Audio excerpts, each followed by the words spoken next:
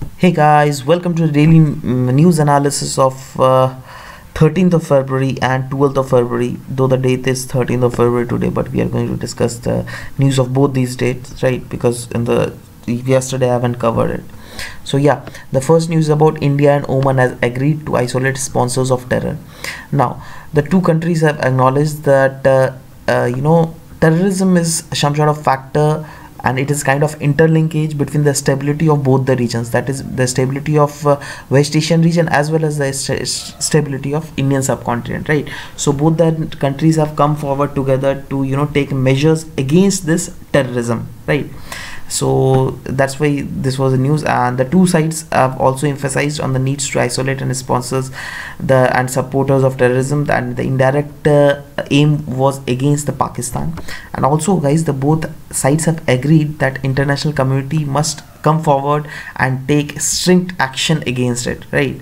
Because there must not be any good terrorism or bad terrorism. Terrorism is terrorism, right? The countries like Pakistan, they consider that there are good terrorism and bad terrorism, and the good terrorism for Pakistan is bad terrorism for India, right? So I mean, this is not satisfying, right? This factor is not satisfying. So world community must come forward and take a decision and make a common definition of terrorism. That's what the take of India, right? And recently Oman government has also said that okay, whatever India is doing, and that's fine, and we are also in future dates going to help India regarding it, right? So basically the Oman sides have also give India the thank that Indian has given training to Oman Royal Armed Force, as well as the Indian side have thanked them because they have given our ships for refueling on their ports, right? So both the dignitaries have exchanged these thanks greetings, right? And few other memorandum of agreements were also signed, guys, which would increase the government to government cooperation as well as the people to people cooperations. And those MOUs are in the sector of academic and scholarly cooperation between the National Defense College and Sultanate of Oman and Institute of Defense Studies and Analysis. MOU has also been signed in the field of tourism cooperation between the two countries. Agreements on legal and judicial cooperations in civil commercial matters has also been signed between the two countries. Agreements on mutual visa exemptions for especially the diplomatic, special and services and official passports have been signed. MOU on cooperation in the field of health for the peaceful use of outer space and for the cooperation between Foreign Service Institute and of International Indian Ministry of External Affairs and that is Omani side, that is Oman Diplomatic Institutes, has also been signed, right? Next news is regarding XIBOX. Actually, up till now, around 107 complaints have been received by these XIBOX. So what is it, guys? Let's see, discuss it. So it is basically an initiative launched by the Ministry of Women and Child Development. Basically, under it, the thing is, if any woman is working any sort of workplace, and if she's facing some sort of sexual harassment over there, then what she can do is she can make an online complaint management system. I mean, it is kind of online complaint management system under which she can visit this portal and she can file the complaint that in this governmental organizations I am facing some sort of sexual harassment, right? So the government will directly take action over that organization or the employee or the employer, whosoever is being harassing that woman, right? So that's why this was in news, guys. Next news about Astrack mobile app. It is a mobile app launched by the government basically, which will track the fly ash in air, right? And it is said that it will provide a better management of the ash produced, that is produced by the thermal power plant, by providing an interface between the fly ash producers and potential ash users such as road contractors, cement plant, etc. And through this app, it is said that from any given location, the app will be having an capability under which within 100 to 300 kilometer range, that app will be having the datas of that nearby, under which up till which region the proportion of fly ash is more, right? The app will give plant wise, utility wise, as well as state wise as utilization status in the country, as well as it will provide an effective monitoring and reviewing for the increased ash of over any region, and which will ultimately help the government in protecting the environment in terms of reduction in fugitive emissions, as well as saving of precious top soil, because ultimately from this fly ash, if that is deposited in the soil, then that soil will also be degraded, right? So that's why these are kind of steps that is being taken by the government. Next news is about national deworming initiative, actually in a bid to tackle the country-wide public health threat of intestinal worm infections, which is actually which is more of hitting the children's below the age of 14 or below the age of 20. So that's why the government have come up with celebrating this National Deworming Day on the 10th of February. And in this, government have tried to spread awareness regarding this deworming initiative. It is a single fixed day approach to treat the intestinal worm infections in all children who are aged from 1 to 19 years, right? And it is celebrated on 2 days of the whole year. The first day is 10th February and the second day is 10th August each year, right? The main motive is to mobilize all the stakeholders and ask them to prioritize investment in control of soil transmissible helminth. Means all the stakeholders are with their health personnel or the state government and the central government, right? So it is like to encourage them so that they can prioritize their investment in soil transmitted helminth, because this soil transmitted helminth is this thing which basically takes place inside the intestinal tract, right? And if it is taking place in the intestinal tract, then it has a huge potential that it can lead to mental and it can negatively impact the mental and physical development of the children, right? Also it can lead to the diseases like anemia, malnourishment, and other diseases which will directly hit the children's of small ages, right?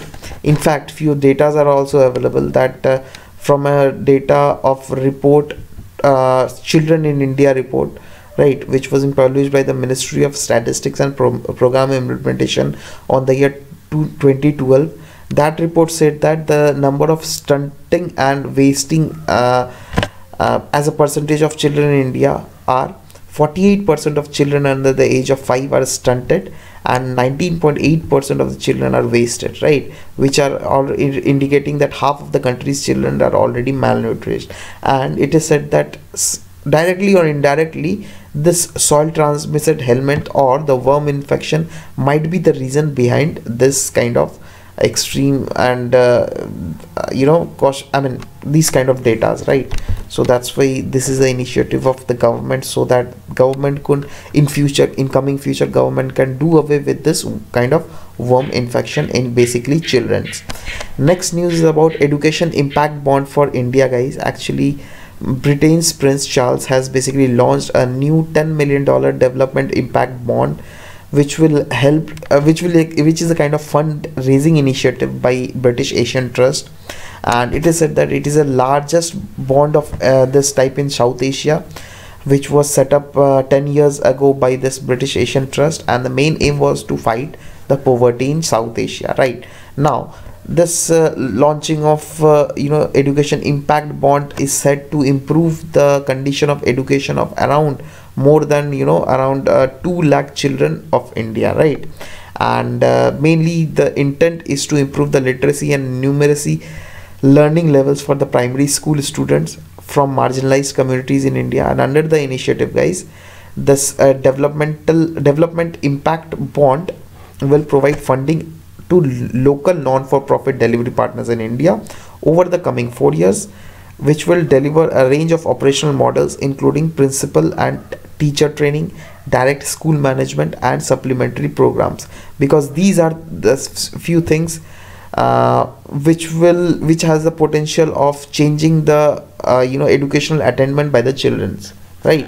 So the under the model that is being set by this by the British Asian Trust, so those model will be implemented through the local non-for-profit delivery partners which are presented in India and other stakeholders who are taking some sort of initiative regarding improvement of education of children's in India, right? And they will be directly managing all these things. Next news about Great Indian Bustard. Actually, recently the group of farmers in the Kutch, that is the Lala Sanctuary at Kutch, have decided not to use inorganic fertilizers and toxic pesticides so as to save the great Indian bustard. Basically guys, the experts the experts have recently said, few days ago only, and in some sort of report it was there, that they have said that this great Indian bustard, the proportion of this great Indian bustard are decreasing in India and Pakistan day by day, just because of the reason their food, what they were earlier having, they are not getting those food. Why they are not getting those food? Because the farmers are using inorganic fertilizers and toxic pesticides who are killing those insects. And if they will not get those foods, then where they will get these foods? They will get their food from damaging the crops of the farmers. Now if you know the condition of our farmers, if someone is damaging the crops, their crops, then what they will do? They have they don't have anything, they can kill them also, great Indian bustard, because they don't know they don't know that what is this IUCN red data list. And these like great Indian bustard is already enlisted in critically endangered species of this IUCN red data list, which are found in this area of India, right?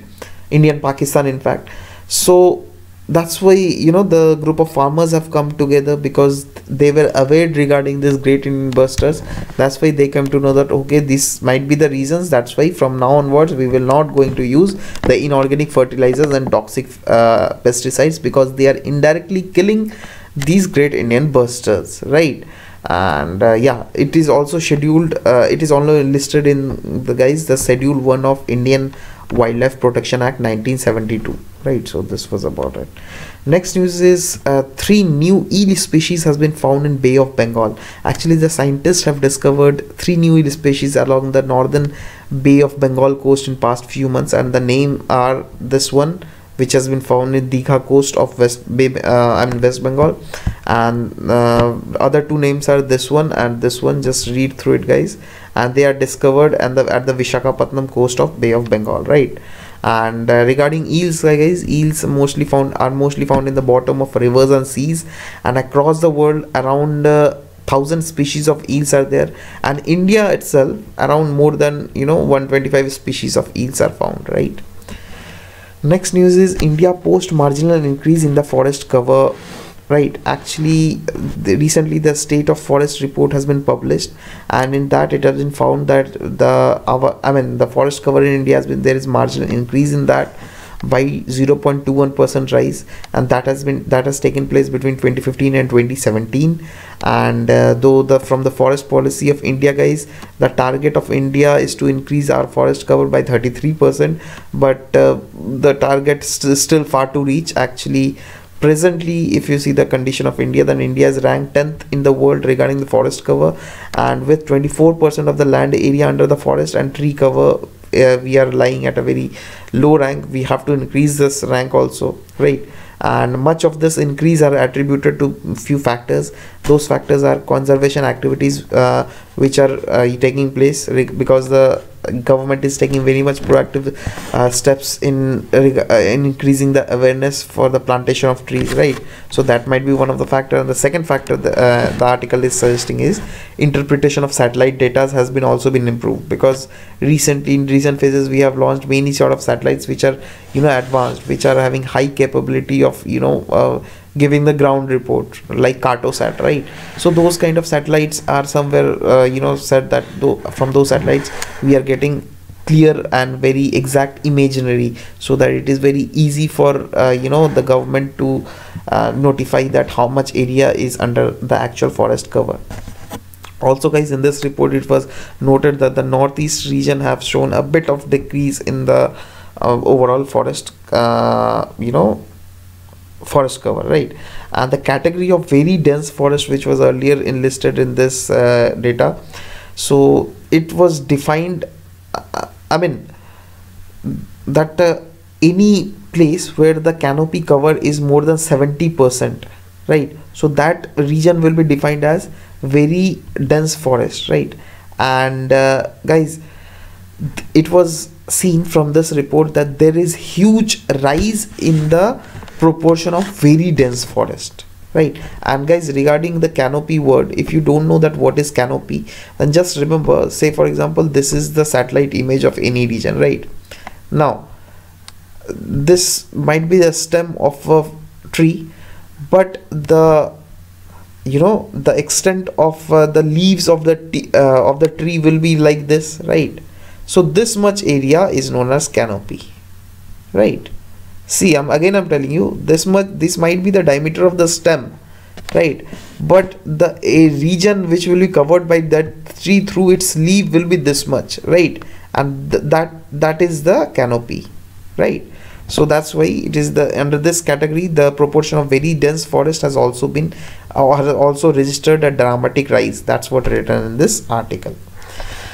Next news is about stent price to dip as government announces cap. Government has basically announced cap of 8%, right? And that has been announced by National Pharmaceutical Pricing Authority regarding the stent price. Now it is very much good because up till now it was alleged when the government is not taking proactive steps, and due to the government letharginess, the people had to give, there is huge out of pocket expenditure from the people of India, right?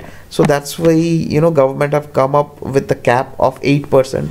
That is, whosoever the traders may be, they can maximum cap the margin of 8%. More than 8%, those traders cannot cap the profit, right?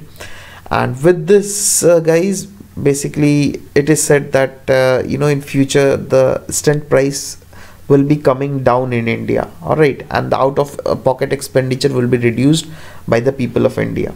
Now what are these stent, guys? Basically these are tiny tubes which are inserted in the vessels, right? Those vessels are carrying out the flow of blood or other kind of fluids. So sometime what happens is those, like say for example, this is the tube, any blood vessel, right? And sometime what happens, this blood vessels contracts, right? So see, if it will contract, then how the blood will pass from this region to this region? It is not possible, right? So in this stent, what will happen is, if this stent is fitted in this region, right, then it won't let this region to contract, right? If this region will not contract, then of course your blood can easily flow from this region to this region, right? So that is what the work of these stents. And regarding the National Pharmaceutical Pricing Authority, guys, what is this? The function of it are to implement and enforce the provision of Drug Pricing Control Order 2013, right? And it also deal with all the legal matters which are arising out of the decisions which are taken by this authority. It also undertakes or sponsors the relevant studies that is being carried out with respect to the pricing of drugs or pharmaceuticals in India, and it also renders the servants to the central government on any changes or revisions in the drug policy. So these are few of the functions of National Pharmaceutical Pricing Authority. And regarding the economic survey, which is explained in Hindi, guys, so you can get this link from downwards. And regarding a mains answer writing discussion, you can also access it from the link below if you at all want to, right? And yeah, guys, there is also one more information that regarding Telegram link, right? So this is my Telegram link in which by tomorrow, guys, I guess I will upload the first 2 week current affair compilation of current affairs, right? So if you at all want to access it at a free of cost, so you can register in this Telegram link and access to it, right? So yeah, this was all about this news, guys. We'll meet in the next class. Till then, bye bye, take care, and thank you very much for listening to this class, guys. Thank you very much.